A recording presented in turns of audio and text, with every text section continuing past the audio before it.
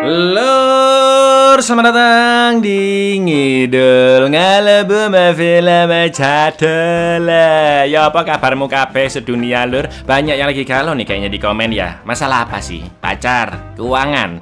Hidup itu panjang lur, masalah hari ini itu pasti akan menjadi masalah di kemudian hari. Loh, balik mana ambil aku Icang dengan quotes hari ini. Hidup tak seindah drama Korea, tapi juga tak setragis sinetron azab. Lanjut kita ke film ketiga dari Jurassic Park yang mengisahkan petualangan Dr. Alan Grant kembali dan teman-temannya di Pulau Isla Sorna untuk mencari seorang bocil yang hilang lur. Namun mereka harus menghadapi dinosaurus yang lebih mengerikan dan ganas dari T-Rex. Jadi langsung aja kita ke requestan salam lutsnud dari dulurku Alif Z ya cak. Titip salam buat mbak-mbak petugas POM. Jadi nggak nih ngajak mulai dari nolnya? Halah, ya jadi lur, jadi. Tapi kalau kamunya nol terus ya percuma lur, monggo skecaken. Herd of Brachiosaurus male grazing there.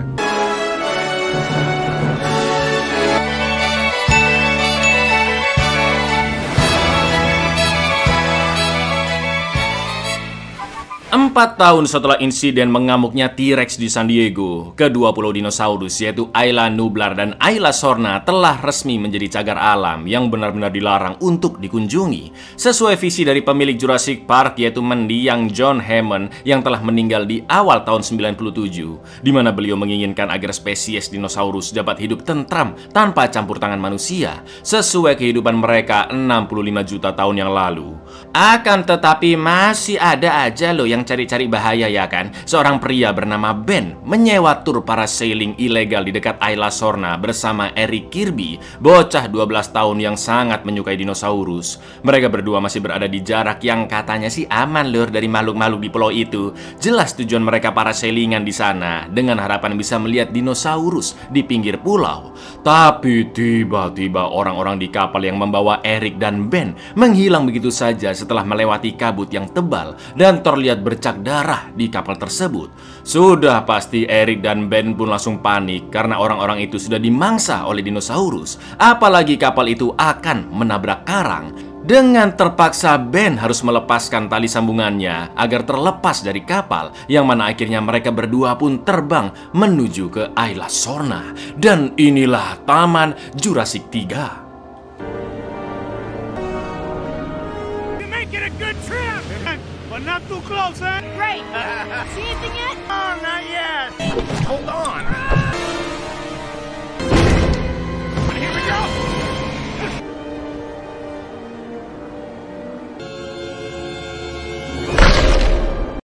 8 minggu kemudian, ahli paleontologi Dr. Alan Grant sedang main bersama momongan dari Dr. Ellie Sattler dan suaminya. Iya bener lur, Alan gak nikah dengan Ellie, cememeunya di film pertama. Sekarang Ellie sudah menikah dengan staf Kementerian Luar Negeri Amerika, yaitu Mark. Ketika makan malam, Mark pun mengurus anaknya yang nangis. Sementara Alan menjelaskan ke Ellie penelitiannya tentang Velociraptor. Dia menemukan semacam ruang resonansi yang cukup canggih di bagian tengkorak, dan mereka bisa ngobrol dengan kode vokal seperti manusia yang punya vokal A, I, U, E, O lur, dan bisa ngobrol pakai kata-kata.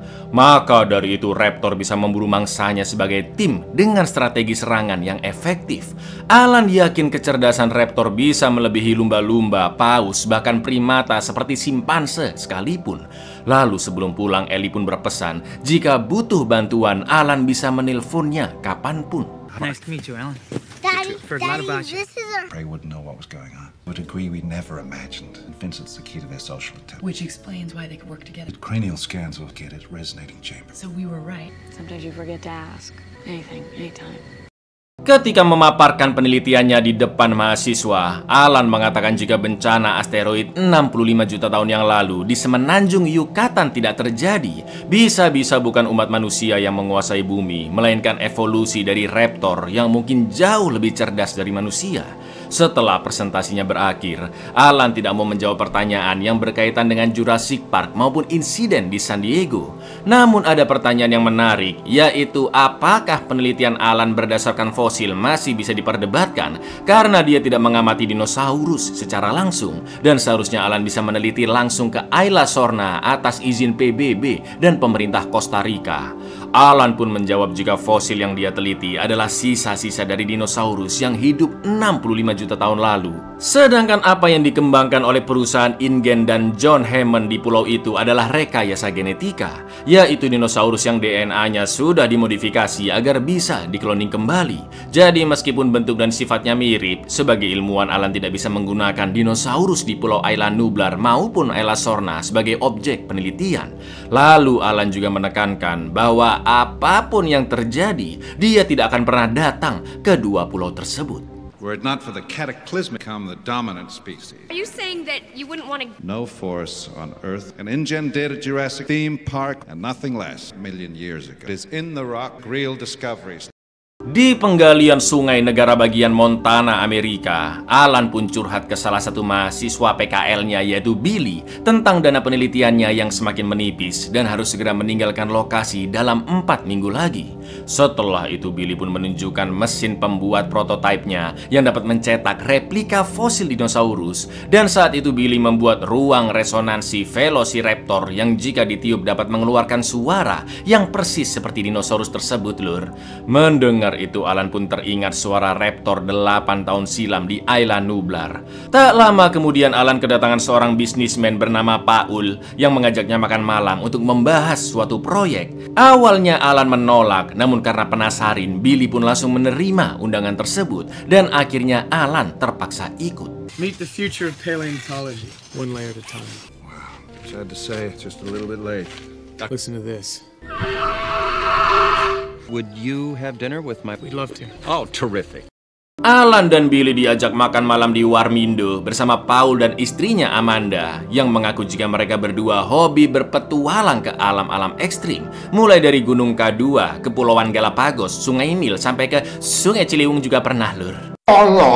Bahkan mereka sudah memesan 2 tiket penerbangan komersial pertama ke bulan, dan sekarang untuk merayakan ulang tahun pernikahan, mereka berencana terbang naik pesawat di atas Isla Sorna dengan Alan sebagai tour guide-nya. Paul mengatakan jika dia sudah mengantongi izin dari pemerintah Costa Rica untuk terbang rendah di sana. Namun sesuai apa yang dia katakan di kuliahnya tadi, Alan tetap menolak kembali ke pulau berbahaya itu. Sampai akhirnya Paul mengeluarkan cek dan dia akan menulis berapapun nominal yang diinginkan Alan untuk mendukung penelitiannya.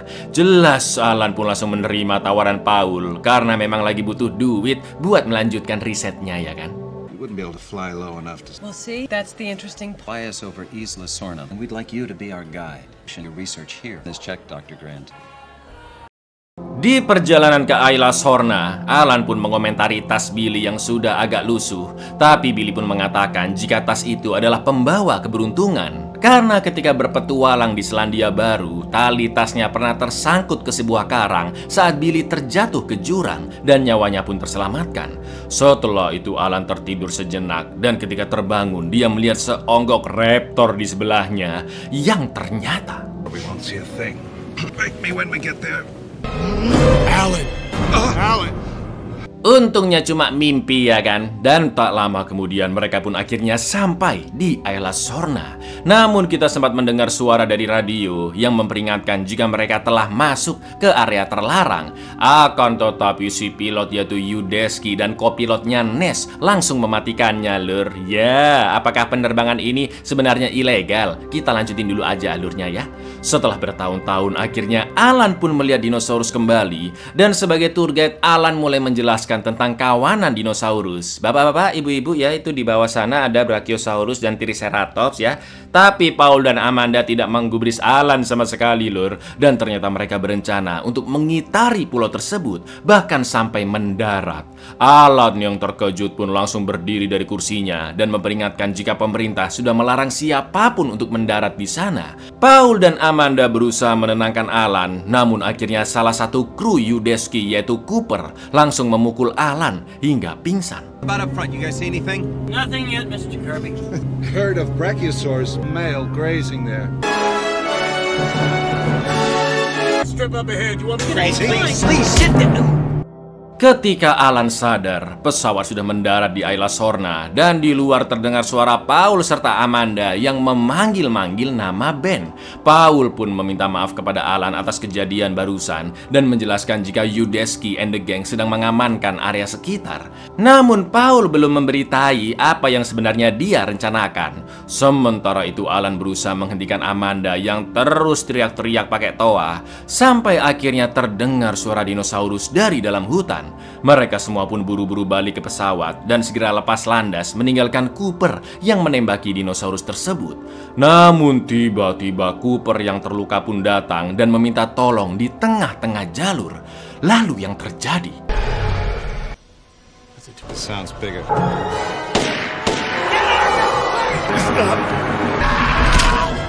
are you doing? That's Cooper! Karena tangki bensin terkena Spinosaurus, pesawat pun tidak kuat terbang yang akhirnya jatuh ke tengah hutan dan tersangkut di atas pohon. Untungnya mereka semua berhasil selamat dan karena radio pesawat rusak, Ness pun meminjam telepon satelit untuk meminta pertolongan. Akan tetapi komunikasi belum bisa tersambung dan Ness menyimpannya di saku rompi. Tak lama kemudian Amanda pun terkejut melihat Spinosaurus tadi yang muncul di depan pesawat. Kokpit pesawat pun langsung dikoyaknya dan Ness menjadi santapan Spinosaurus, lur.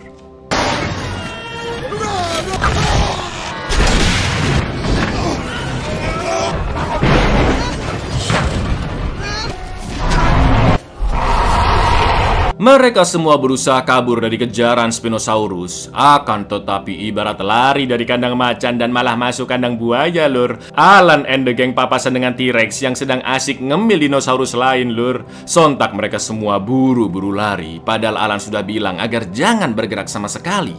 T-Rex pun langsung mengejar sampai akhirnya bertemu dengan Spinosaurus. Dan untungnya mereka saling berduel. Nobody move a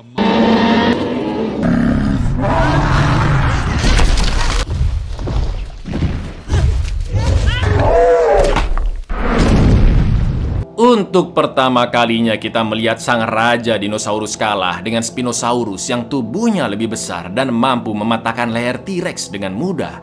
Setelah berhasil kabur, Alan pun langsung memukul Paul dan memaksanya untuk menjelaskan apa yang sebenarnya terjadi. Ternyata Paul dan Amanda sudah bercerai setahun lalu dan tujuan mereka ke sana adalah mencari sang putra yang tak lain tak bukan adalah Eric. Di mana 8 minggu atau hampir 2 bulan lalu, Eric parasailingan bersama pacarnya Amanda yaitu Ben seperti di awal film. Paul pun akhirnya mengaku jika dia hanya pengusaha toko material kecil-kecilan, tidak pernah bertamasya ke tempat ekstrim dan cek yang dia tawarkan ke Alan adalah palsu. Mereka terpaksa melakukan ini karena kedubes Amerika dan pemerintah Costa Rica tidak mau menolong sebab Ben menyewa parasailing ilegal dan jelas-jelas Isla Sorna adalah area terlarang. Paul memilih Alan sebagai tour guide karena telah menulis buku tentang petualangannya di Jurassic Park. Mendengar itu, Alan pun hanya bisa menghela nafas karena cerita di buku tersebut terjadi di Isla Nublar dan Alan baru kali itu menginjakkan kakinya di Isla Sorna. Udah dibohongin kejebak di Pulau Monster, nggak dibayar pula, mamam. Pastinya Alan menganggap Eric sudah mokat ya kan lur karena menghilang hampir 2 bulan yang lalu. Alan tidak mau membantu mencari Eric karena dia sendiri saja pesimis bisa keluar dari pulau dengan selamat. Alan pun langsung mengambil barang-barang penting yang tertinggal di pesawat lalu OTW ke arah pantai, yang mana akhirnya Paul, Amanda dan juga Udesky terpaksa mengikuti Alan dan Billy sambil mencari Eric daripada mati konyol dimakan dino di sana. We called everyone. We did everything. The Costa Rican government said this is... I've been on this island. Laura, this is Isla's. Search for your son in the direction that they're going. Excellent. It is good. No matter what. We're not even being paid. There's no such thing as Kirby. So I don't suppose that check you wrote. Mereka pun melanjutkan perjalanan sampai akhirnya menemukan parasut Eric dan Ben yang tersangkut di pohon, serta handycam yang dipegang oleh Ben. Karena baterainya habis, Yudeski pun mengisinya dengan baterai center. Lalu mereka menonton rekaman detik-detik sebelum Eric dan Ben jatuh ke tengah hutan. Setelah itu Alan dan Billy pun menarik parasut tersebut dari pohon yang mungkin bisa mereka gunakan. Tapi tiba-tiba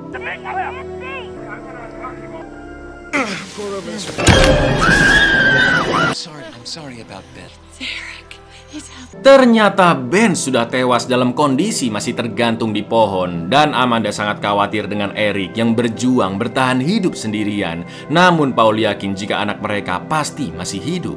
Setelah itu Alan pun menemukan sarang raptor dengan banyak telur di sana.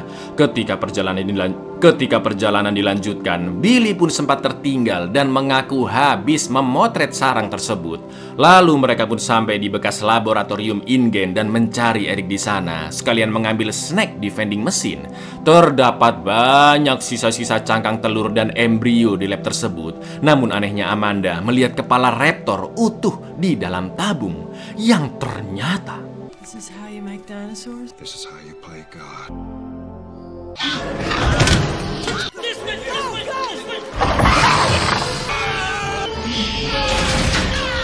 ngeri banget ya kan di jumpscare raptor lur. Untungnya mereka semua berhasil kabur dan raptor itu mengaum berkali-kali meminta bantuan ke raptor lainnya. Di lain sisi Alan and the gang masih belum aman karena mereka harus menghindar dari kawanan para Saurolopus yang menyelamatkan diri dari raptor. Tas keberuntungan Billy sempat terjatuh, namun Alan langsung mengambilnya. Setelah itu mereka semua naik ke atas pohon. Paul, Amanda, juga Billy di satu pohon yang sama. Tapi sayangnya Yudeski terlambat naik dan diserang oleh raptor. Amanda yang melihat Yudeski terkapar pun ingin menolongnya, namun dia hampir mati dilahap oleh raptor. Karena ternyata Yudeski sengaja dijadikan jebakan oleh dinosaurus cerdas ini lur.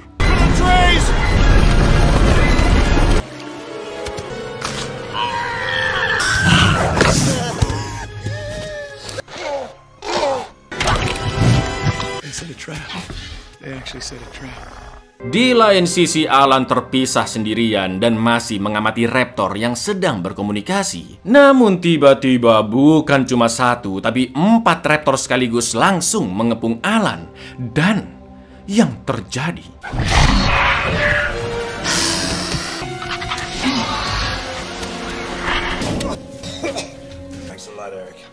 ternyata yang menyelamatkan Alan adalah Eric lur. Dan kerennya dia bisa bertahan sampai 8 minggu sendirian padahal masih bocil ya kan.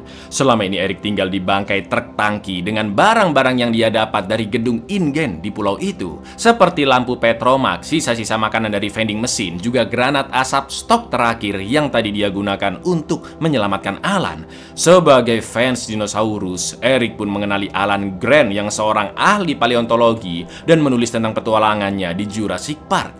Menurut Eric, buku pertama Alan jauh lebih menarik karena setelah kepulangannya dari Isla Nublar, Alan sudah mengalami bagaimana kengerian dinosaurus. Alan pun menjelaskan bahwa dia datang ke sana karena diminta oleh Paul dan Amanda untuk mencari Eric. The parents are here.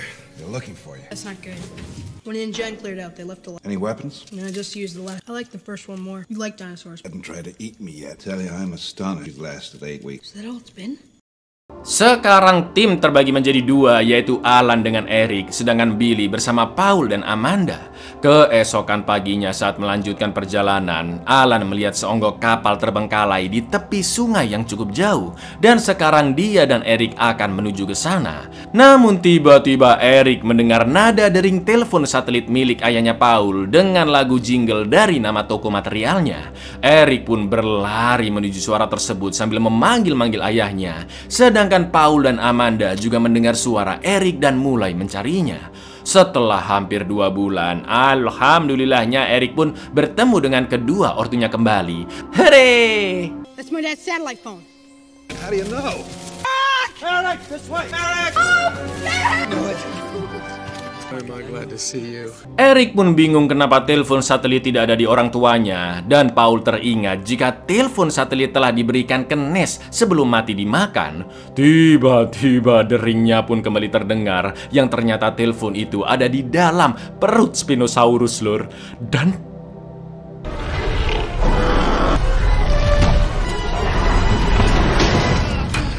Ketika sampai di tempat aman, Billy meminta Alan untuk mengembalikan tasnya karena isinya sangat berbahaya. Alan pun begitu terkejut saat membukanya karena terdapat 2 telur raptor di dalamnya yang telah dicolong oleh Alan. Pantas tadi mereka dikejar ya kan, bahkan Alan sampai dikepung 4 ekor sekaligus. Menurut Billy, telur itu nantinya bisa dijual dan bisa untuk mendanai situs penggalian sampai 10 tahun ke depan.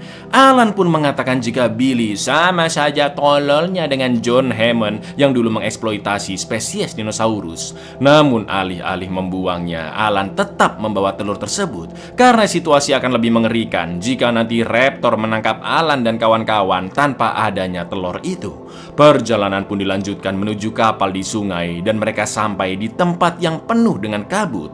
Horornya, jembatan besi di sana sudah sangat rapuh, lur, dan Alan hampir saja jatuh ke jurang. Lalu setelah diperhatikan kembali, Alan pun baru sadar jika tempat itu sebenarnya adalah sangkar Mano. Di tengah tebalnya kabut, tiba-tiba datanglah Pteranodon yang langsung menculik Eric ke sarangnya untuk dicemil bareng anak-anaknya.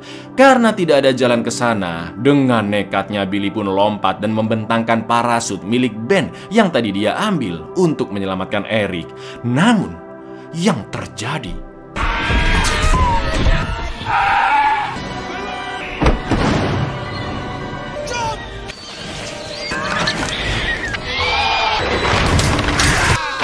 mereka semua berhasil lolos dengan nyemplung ke dalam sungai, sedangkan Billy masih berada di atas karena parasutnya tersangkut di tebing. Setelah mencopot semua strapnya, Billy pun akhirnya jatuh ke sungai. Dan sebagai permintaan maafnya karena telah membahayakan nyawa Alan akibat telur raptor yang dia curi, Billy pun rela berkorban sebagai umpan Pteranodon agar Alan dan yang lainnya bisa kabur dari sana. Akan tetapi Amanda nutup pintu sangkar kurang kenceng dan tentunya Pteranodon masih bisa keluar dari sangkar mereka.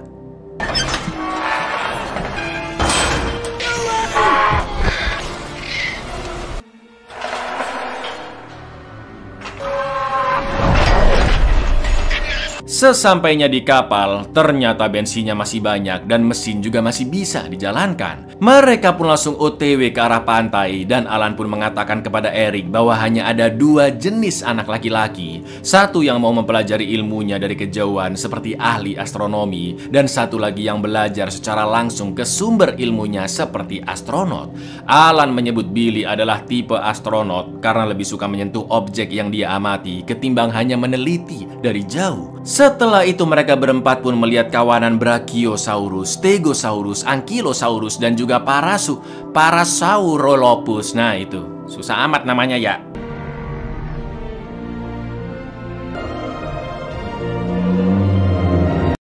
Malam harinya lagi-lagi mereka mendengar suara dering telepon satelit yang ternyata berasal dari ee-nya Spinosaurus. Mau nggak mau mereka pun mengubek-ngubek ee yang masih anget-anget mantap itu ya kan. Dan Amanda pun menemukan teleponnya. Lalu dia jilat. Enggak dong, masa dijilat?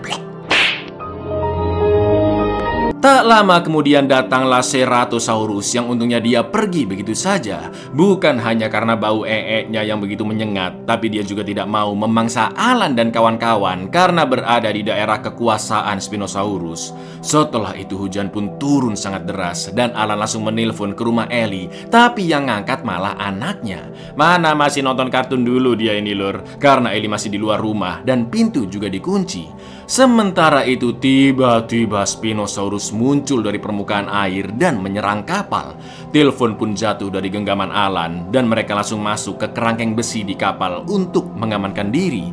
Ngerinya tangki bensin juga bocor dan tumpah ke sungai. Alan pun berencana menembak Spino dengan pistol suar yang dia temukan di kotak peralatan. Namun telepon berdering kembali. Alan pun berhasil mengangkatnya dan segera mengatakan ke Ellie jika dia sedang berada di lokasi B, tepatnya di sungai Ayla Sorna.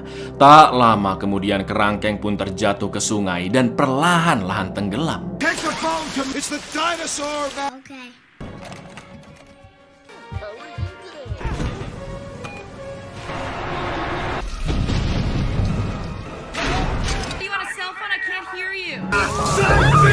Spinosaurus pun memutar-mutar kerangkeng di dalam air, yang untungnya pintu pun terbuka dan Paul berhasil keluar, sedangkan yang lain masih terjebak di dalam dan terkena sayatan dari cakar Spino. Paul pun segera naik ke kren di dekat sana dan memanggil-manggil makhluk tersebut. Tak lama kemudian Alan, Eric, juga Amanda berhasil keluar dari kerangkeng. Lalu ketika Paul akan dimakan, Alan pun langsung menembakkan pistol suarnya ke Spinosaurus yang bereaksi dengan bensin di sungai. Sampai akhirnya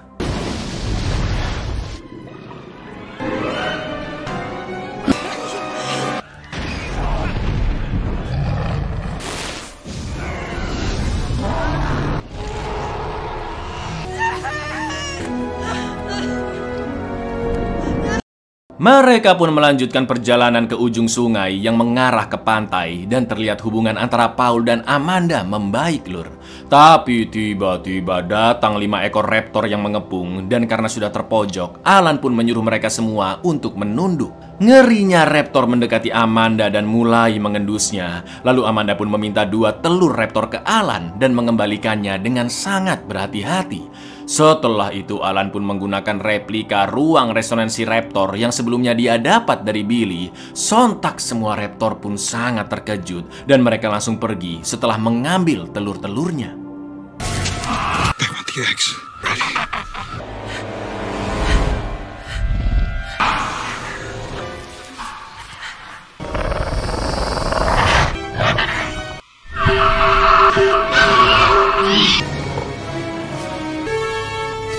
Akhirnya mereka pun sampai di pantai dan tiba-tiba sekelompok prajurit angkatan laut datang yang tentunya dikirim oleh Ellie atas perintah suaminya yang bekerja sebagai staf Kementerian Luar Negeri, ya kan? Alhamdulillahnya setelah melewati petualangan hidup dan mati, mereka semua pun berhasil selamat, termasuk Billy yang ternyata masih hidup dan sudah dievakuasi karena terluka parah. Dalam perjalanan pulang, mereka semua melihat 3 pteranodon yang terbang entah kemana karena tadi Amanda nggak nutup pintu sangkar burung dengan bener, ya kan? Itu artinya lagi-lagi kehidupan akan menemukan takdirnya sendiri. Pteranodon yang selama ini terkungkung di sangkarnya selama bertahun-tahun akhirnya bisa terbebas karena kecerobohan manusia. Mirip seperti insiden 8 tahun silam yang ironisnya kekacauan terjadi di Jurassic Park juga sama-sama disebabkan oleh manusia. She sent the Navy and Marine. Bless you, Ellie.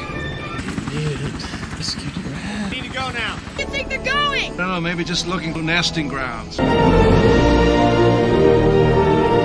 Buyar. Begitulah akhir dari film Jurassic Park, lur. Berikutnya kita break ke ngalor dulu, baru lanjut ke Jurassic World, ya kan? Dari ketiga film Jurassic Park ini, mana yang paling kalian suka? Coba komen-komen di bawah, lur. Assalamualaikum.